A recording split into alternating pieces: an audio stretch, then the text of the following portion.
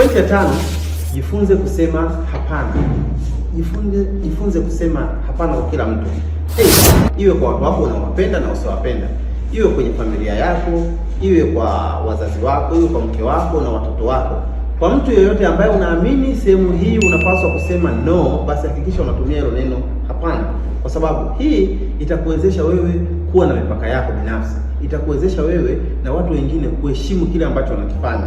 Neno hapana haimaanishi kwamba unawadharau, lakini neno hapana inaonyesha kwamba jinsi gani wewe unajiamini na unaheshimu kile unachokifanya.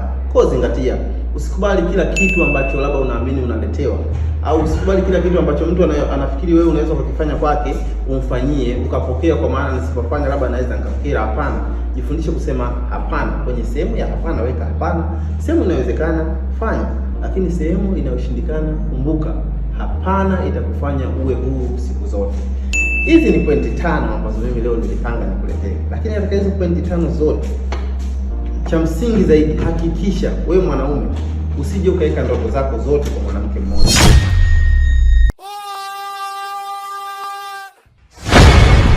Swala lako hilo au swala hilo litakufanya upotee kwenye maisha yako.